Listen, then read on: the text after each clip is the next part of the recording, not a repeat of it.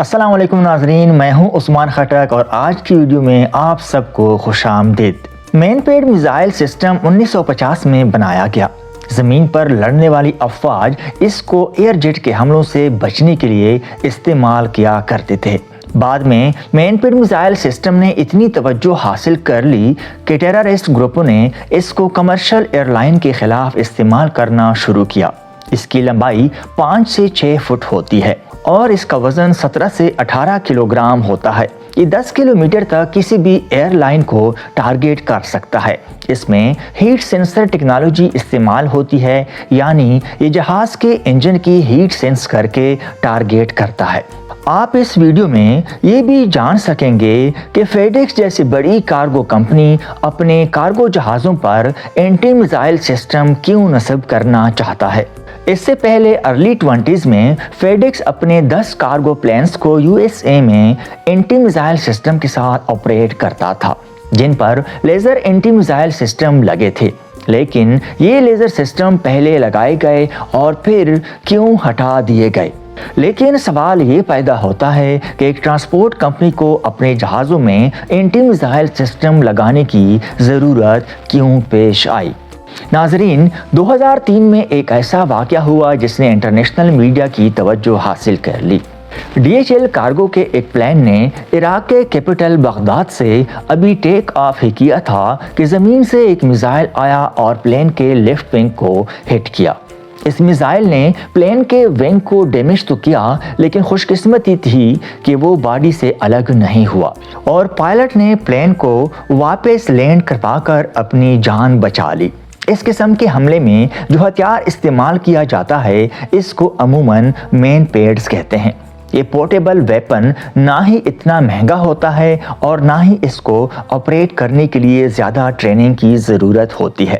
صرف 1.5 میٹر تک لمبا اور 17 سے 18 کلو گرام وزنی اس ویپن کو آسانی سے کوئی بھی اپنے کندھے پر اٹھا سکتا ہے۔ یہ 10 کلومیٹر دور اڑنے والے جہاز کو آسانی سے اپنا ٹارگیٹ بنا سکتا ہے اور 6 کلومیٹر تک یہ پلین کو فالو بھی کر سکتا ہے۔ یہی وجہ ہے کہ مین پیڈز ٹیررسٹ گروپس کا favourite anti aircraft missile ہے۔ مین پیڈز کی بلیک مارکیٹ میں خرید و فروخت اتنی کامن ہو گئی کہ ایک وقت آیا جب یہ سیریس مسئلہ بن چکا تھا۔ 1975 سے لے کر اب تک 60 سے زیادہ سویلین ایئر کرافٹس کو اس ویپن کے ذریعے ٹارگیٹ کیا جا چکا ہے، جس میں 1000 سے بھی زیادہ جانیں جا چکی ہیں۔ جب یہ ٹیررسٹ گروپ کسی جہاز کو ٹارگٹ کرتے ہیں تو قیمتی جانیں ضائع ہونے کے ساتھ ساتھ اور بھی کئی قسم کے نقصانات ہوتے ہیں۔ جب کوئی ایئر کرافٹ مین پیڈ اٹیک کی زد میں آتا ہے تو اس میں ہونے والا ڈائریکٹ نقصان 1000 کروڑ US ڈالرز تک ہو سکتا ہے، لیکن کنٹری کی اکانومی پر ہونے والا انڈائریکٹ نقصان ہماری سوچ سے بھی زیادہ ہوتا ہے، کیونکہ جب بھی کوئی ایسا حادثہ ہوتا ہے تو 70% تک لوگ خوف کے مارے اگلے کئی مہینوں تک ٹریول ہی نہیں کرتے۔ اس کی ایک مثال ہمیں 9/11 کے اٹیکس کے بعد دیکھنے کو ملی تھی۔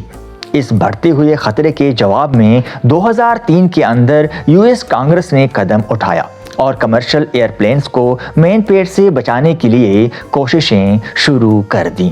اس پروگرام کو کاؤنٹر مین پیڈز کا نام دیا گیا، جس میں ملٹری ٹیکنالوجی کو استعمال کر کے اینٹی میزائل سسٹم بنانے کا فیصلہ کیا گیا۔ لیکن یہ اینٹی میزائل سسٹم کسی ملٹری پلین پر نہیں بلکہ ایک کمرشل پلین پر لگنے تھے۔ اسی وجہ سے ان میں کچھ چینجز کرنے کی ضرورت تھی۔ US ہوم لینڈ سیکورٹی نے یہ کام 2 الگ الگ کمپنیز کے ذمہ لگایا۔ ایک تھی BAE سسٹمز اور دوسری کمپنی تھی نارتھروپ گرامن۔ BAE سسٹم نے جیٹ آئی نامی سسٹم ڈیولپ کیا، جبکہ نارتھروپ گرامن کے بنائے گئے سسٹم کو گارڈین کا نام دیا گیا، جو آنے والے میزائل کو ڈیٹیکٹ کر کے اس کو ختم تو نہیں کر سکتے تھے، لیکن لیزر بیم پھینک کر میزائل کو کنفیوز کر کے اس کی ڈائریکشن تبدیل کر سکتے تھے۔ آپ کو یہاں بتاتے چلیں کہ مین پیڈ میزائل سسٹم کچھ ایسے سینسرز کے بنیاد پہ کام کرتا ہے کہ جہاز کے انجن سے نکلنے والے ایگزاسٹ کی گرمائش کو ڈیٹیکٹ کر کے اس کو فالو کرتے ہیں۔ ان میزائل کی سپیڈ کسی کمرشل پلین کے سپیڈ سے 2.5 ٹائم زیادہ ہوتی ہے۔ اسی وجہ سے یہ بڑی آسانی سے پلین تک پہنچ کر ان کو ہٹ کر سکتے ہیں۔ اینٹی میزائل سسٹم سے نکلنے والی لیزر بیم میزائل کے سینسر کو کنفیوز کر کے ٹارگٹ سے دور لے کر جاتی ہے۔ BAE نے اپنا سسٹم امریکن ایئر لائنز کے 3 بوئنگ 767 پیسنجر پلینز پہ لگایا، جبکہ نارتھروپ گرامن نے اپنا گارڈین فیڈیکس کے 10 کارگو پلینز میں انسٹال کیا۔ دونوں کمپنیز کے الگ الگ سسٹمز کو انسٹالیشن سے پہلے ڈمی جیٹ انجن پر ٹیسٹ بھی کیا گیا تھا۔ اس کام کے لیے کافی اونچے پہاڑوں پر وائرز لگا کر ٹیسٹ بھی کیا گیا۔ میزائل سسٹم اور جیٹ انجن بھی لگایا گیا۔ جتنی ہیٹ کمرشل ایئر لائنز کا انجن نکالتا ہے، سیم اسی کے فرمولی پہ یہاں بھی ایسا ہی کیا گیا۔ ایک نہیں، دو نہیں، بلکہ کئی مرتبہ ٹیسٹ میزائل فائر کرنے کے بعد یہ دیکھا گیا کہ دونوں کمپنیز کی طرف سے بنایا جانے والا اینٹی میزائل سسٹم کامیابی سے میزائل کو اپنے سے دور کر رہا ہے۔ لیکن اس کے باوجود بھی 2008 میں جن پلینز پر یہ سسٹم انسٹال کیے گئے تھے ان کو واپس نکال دیا گیا، اور اس کی سب سے بڑی وجہ تھی ان پر ہونے والا خرچہ اور ایکسپورٹ کمپلیکیشنز۔ اس ایک اینٹی میزائل سسٹم کی قیمت $10 لاکھ تھی۔ پیسنجر ایئر لائنز جو کمپٹیشن کی وجہ سے ویسے ہی بڑی مشکل سے پرافٹ جنریٹ کر پاتی تھیں، ان کے لیے یہ ایک ایکسٹرا کاسٹ سر کا درد بن چکی تھی۔ اس کے علاوہ اس سسٹم کی regular maintenance airlines operation کو ڈسٹرب بھی کر رہی تھی۔ کئی مرتبہ تو امریکن ایئر لائنز کے ان تینوں جہازوں کو بغیر اینٹی میزائل سسٹم ایکٹیویٹ کیے ہی جانے دیا جاتا تھا۔ اور تیسری بڑی مشکل تھی ٹیکنالوجی ایکسپورٹ، کیونکہ یہ ٹیکنالوجی امریکن ملٹری کی تھی، اور جہاز جب یہ سسٹم لے کے کنٹری سے باہر جانے دیا جاتا تھا تو ٹیکنالوجی لیک ہونے کا خطرہ بھی تھا۔ اس وجہ سے ایئر لائنز کو پابند کیا گیا کہ وہ اگر اینٹی میزائل سسٹم لگوائیں گے تو ان کو ایکسپورٹ لائسنس کا خرچہ بھی برداشت کرنا ہوگا۔ ایئر لائن کمپنیوں کے لیے یہ ایک مشکل ٹاسک تھا، کیونکہ یہ پریکٹس امریکن ایئر لائنز کے لیے تو لازمی کی جا سکتی تھی، لیکن دوسری کنٹریز کی ایئر لائنز یہ سسٹم نہ لگوا کر اپنی کاسٹ بچا سکتی تھیں، اور کمپٹیشن میں پیسنجرز کو سستے ٹکٹ بھی دیے جا سکتے تھے۔ تو ان شارٹ یہ system American airline business کے لیے کسی خودکشی سے کم نہیں تھا۔ کمرشل ایئر لائنز پر اینٹی میزائل سسٹم انسٹال کروانے کے قریب 10 سالوں کے بعد 2019 میں فیڈیکس نے ایک بار پھر سے لیزر میزائل ڈیفنس سسٹم کے لیے اپلائی کیا۔ اس نئے سسٹم میں اور پہلے لگنے والے سسٹم میں فرق صرف اتنا ہے کہ یہ ٹیکنالوجی فیڈیکس خود انٹروڈیوس کروا رہا ہے، اور اس پر سارا خرچہ بھی فیڈیکس خود ہی کرے گا۔ پر سوال یہ ہے کہ فیڈیکس جیسی کارگو کمپنی کے لیے اینٹی میزائل سسٹم اتنا ضروری کیوں ہے؟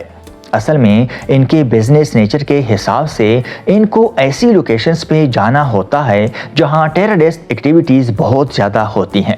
اس کے برعکس پیسنجر ایئر کرافٹ زیادہ تر ایسی جگہوں پر جاتے ہی نہیں ہیں جہاں حالات کشیدہ ہوتے ہیں۔ کارگو پلینز اکثر قیمتی اور سینسیٹیو چیزیں بھی ٹرانسپورٹ کرتی ہیں، جس میں الیکٹرانکس، فارماسیوٹیکلز اور کبھی کبھار ملٹری ایکوپمنٹ بھی ہوتا ہے۔ اس کارگو کو میزائل سے بچانا فائنینشلی اور نیشنل لاس سے بچنے کے لیے بہت زیادہ ضروری ہے۔ ان کارگو سامان کی انشورنس تو پہلے سے ہو چکی ہوتی ہے، لیکن کچھ سامان ایسے بھی ہوتے ہیں جو انشورنس کی رقم سے زیادہ قیمتی ہوتے ہیں۔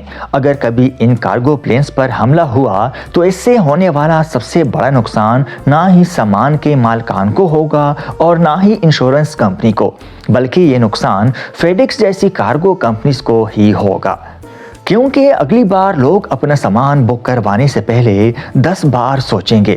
اور سب سے آخر میں ہمیں یہ بات بھی جاننا ضروری ہے کہ کانگو، یمن، صومالیہ، سیریا، نائجیریا اور عراق جیسے کنٹریز میں بے شک ہی پیسنجر پلینز بہت کم جاتے ہو، لیکن فیڈیکس جیسی کارگو کمپنیز کو ہر صورت میں کارگو ڈیلیور کرنے کے لیے یہاں جانا پڑتا ہے۔ کاروبار ہو یا انفرادی زندگی، اپنی حفاظت کرنا سب کی بنیادی ذمہ داری ہے۔ اگر ویڈیو پسند آئی ہو تو ہمارے چینل کو سبسکرائب کریں اور کمنٹس میں اپنی رائے کا اظہار ضرور کریں، تاکہ ہم آپ کو اچھی سی اچھی انفارمیشن دے سکیں۔ اللہ تعالی ہم سب کو اپنی حفظ و امان میں رکھے۔ اللہ حافظ۔